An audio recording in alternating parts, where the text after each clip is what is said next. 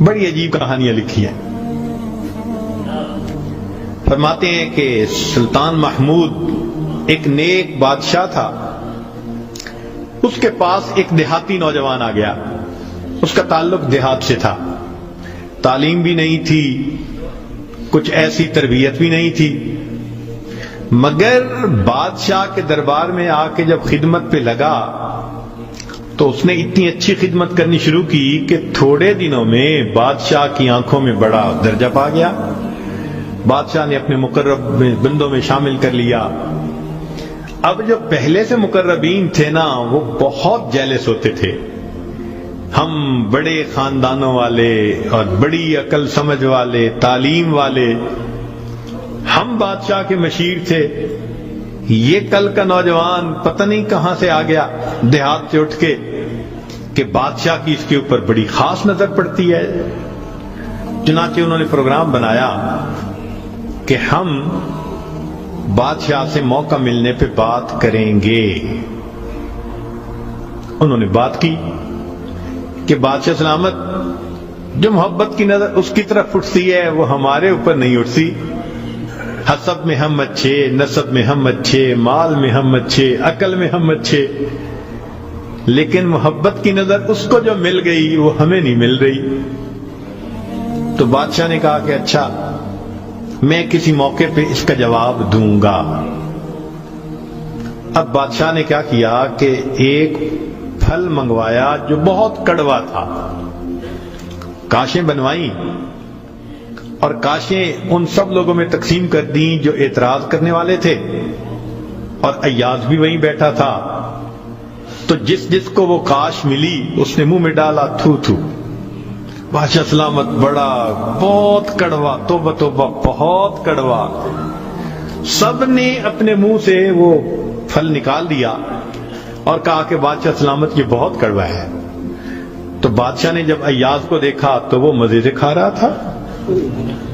تو بادشاہ نے اس سے پوچھا کہ ایاز, یہ کاش میٹھی ہے جو اتنے مزے سے کھا رہے ہو؟ اس نے کہا بادشاہ سلامت ہے تو کڑوی, کھاتے کیوں جا رہے ہو؟ اس نے کہا بادشاہ سلامت میرے دل میں یہ بات آئی کہ جس بادشاہ کے ہاتھوں سے میں زندگی بھر میٹھی چیزیں لے کے کھاتا رہا, اگر آج مجھے کڑوی بھی مل گئی تو میں اس کو واپس کیسے کروں؟ عمر بھر میٹھی چیزیں لے کے کھاتا رہا, آج کڑوی بھی مل گئی تو واپس کیسے کروں؟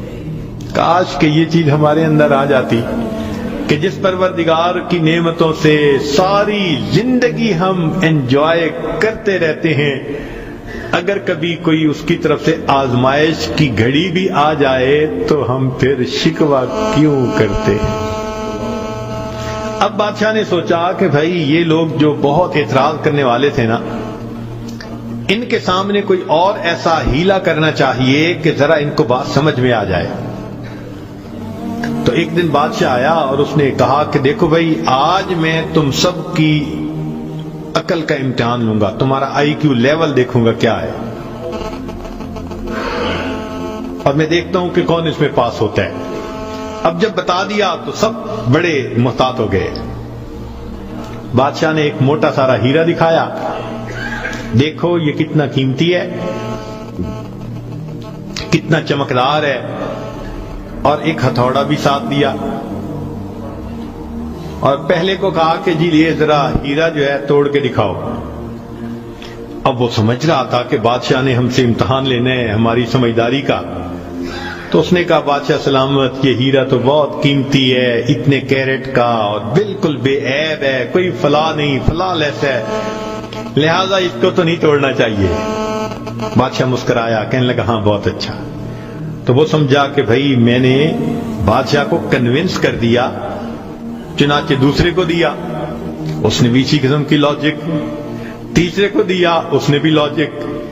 جتنے اعتراض کرنے والے تھے سب کو ہیرا ہتھوڑا دیتے رہے, وہ یہی لاجک دیتے رہے اور معذرت کرتے رہے, حتیٰ کہ بادشاہ نے وہ ہیرا ایاز کے ہاتھ میں پکڑایا.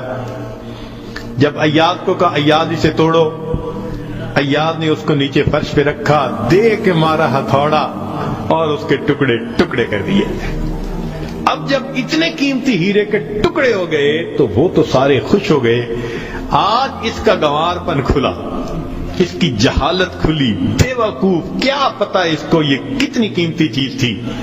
تو وہ ایکسپیکٹ کرنے لگے کہ آج تو بادشاہ اس کو دھکا دے دے گا دربار سے۔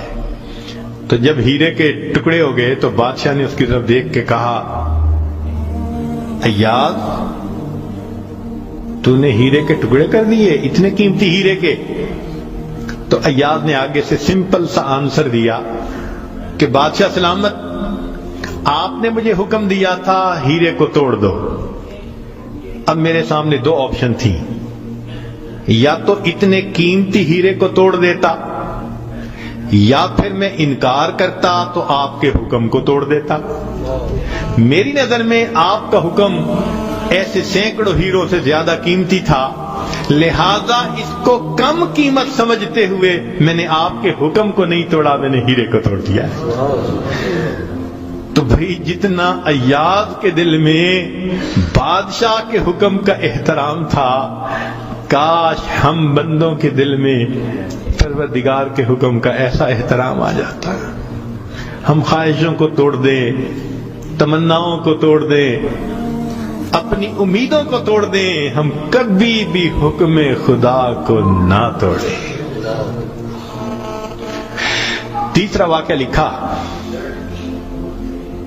کہ ایک دن ایک معترض جو تھا وہ آیا اور اس نے کہا کہ بادشاہ سلامت، یہ جو آپ کا زیادہ ہے نا چہیتا ایاز، ہمیں لگتا ہے کہ یہ خزانے سے چیزیں چراتا ہے، ہمیں تو شک ہے۔